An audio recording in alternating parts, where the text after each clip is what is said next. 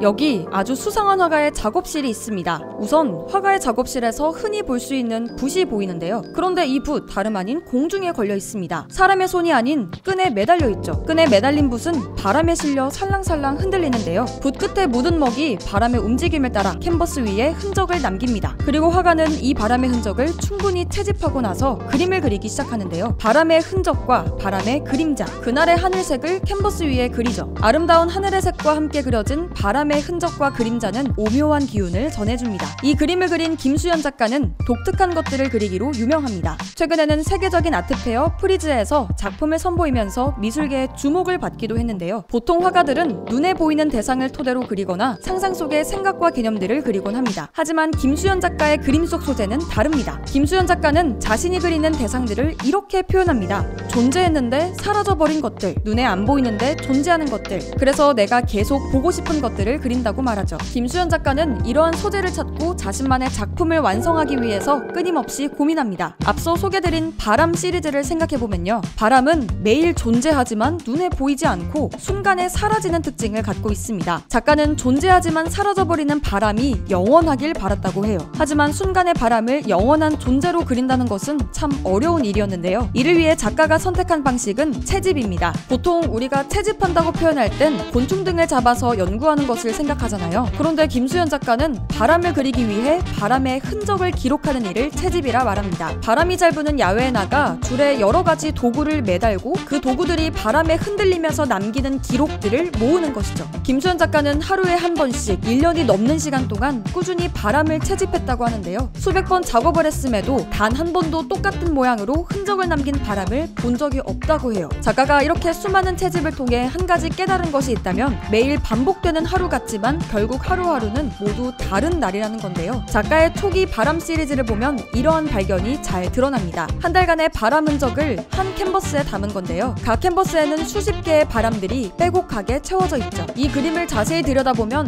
휘날린 선 옆에 작은 숫자가 적혀 있는데요. 붓, 펜 등 날마다 사용한 재료가 달라 모두 다른 질감을 보여주는 게 특징입니다. 이후 작가의 바람 시리즈는 다양하게 변화합니다. 하루의 바람을 시간대별로 담기도 하고 절기별로 담기도 하면서 다양한 형태로 나타나죠. 작가의 그림을 보다 보면 흥미로운 것이 또 하나 있습니다. 바로 그림자입니다. 사실 바람에는 그림자가 없잖아요. 하지만 작가가 그린 바람 흔적엔 모두 그림자가 그려져 있죠. 작가가 이전에 그렸던 시리즈들을 봐도 마찬가지입니다. 여러 시리즈를 그리며 각양각색의 대상을 연구해온 화가이지만 그의 그림 속에서 그림자는 빠지지 않습니다. 작가는 18세기 한 그림에서 영감을 얻었다고 하는데요. 자신이 사랑하는 남자가 먼 길을 떠나게 되자 램프를 비춰 그의 그림자를 벽에 그리는 한 여인의 이야기, 눈앞에 사라져버릴 대상을 기억하기 위해 그림자를 그리는 여인의 이야기는 김수현 작가에게 큰 영감이 되었습니다. 부재해버릴 대상들을 영원히 간직하기 위해 그림을 그리는 김수현 작가의 작품 세계 속에서 이 그림자는 빠지지 않고 등장하죠. 작가는 부재하는 대상을 그리기 위해 끊임없이 연구합니다. 작가가 그간 작업해온 작품들의 소재를 보다 보면 하나로 규정하기 어려울 정도로